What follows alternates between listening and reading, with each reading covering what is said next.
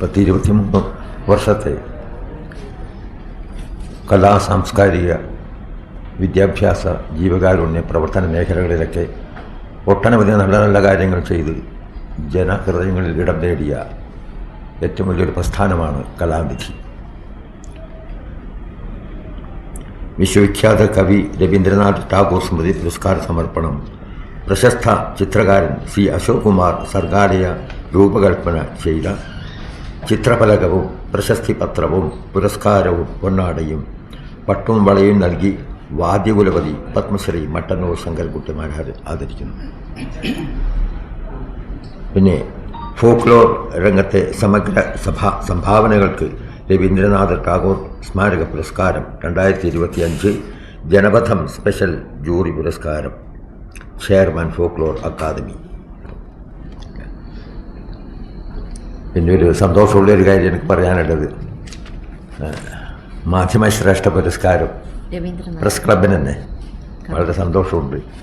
എനിക്കെന്നെ പറയാനുള്ള ഒരു ഭാഗ്യം കിട്ടിയതിൽ ഒരുപാട് സന്തോഷം. കലാനിധി ഫെസ്റ്റ് രവീന്ദ്രനാഥ ടാഗോർ സ്മൃതി പുരസ്കാര സമർപ്പണവും മീഡിയ അവാർഡ് നൈറ്റും 2025 ഓഗസ്റ്റ് 9 ശനിയാഴ്ച രാവിലെ 9:30 കലാസാഹിത്യ മത്സരം NSS താലൂക്ക് യൂണിയൻ ഓഡിറ്റോറിയത്തിൽ സംഘടിപ്പിക്കുകയാണ്. Kalanidhi centre for Indian arts and cultural heritage ട്രസ്റ്റിൻ്റെ ആഭിമുഖ്യത്തിൽ സിൽവർ ജൂബിലി ആഘോഷത്തിൻ്റെ ഭാഗമായാണ് കലാനിധി ഫെസ്റ്റ് രവീന്ദ്രനാഥ ടാഗോർ സ്മൃതി പുരസ്കാര സമർപ്പണവും മീഡിയ അവാർഡ് നൈറ്റും അവാർഡും കണ്ണൂർ ചേംബർ ഓഫ് കോമേഴ്സിൽ കലാനിധി സംഘടിപ്പിക്കുന്നത്.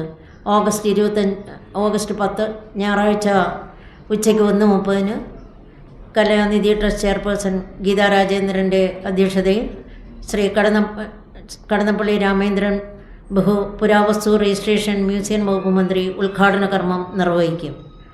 കലാനിധി ഫോക്ക് ഫെസ്റ്റ് കലാസാഹിത്യ മത്സരത്തിൽ ഏറ്റവും കൂടുതൽ കുട്ടികളെ പങ്കെടുപ്പിച്ച സ്കൂളായ government model residential school Pattuvam Kannur government model residential സ്കൂളിന് കലാനിധി എവർ റോളിംഗ് ട്രോഫി നൽകി അനുമോദിക്കും.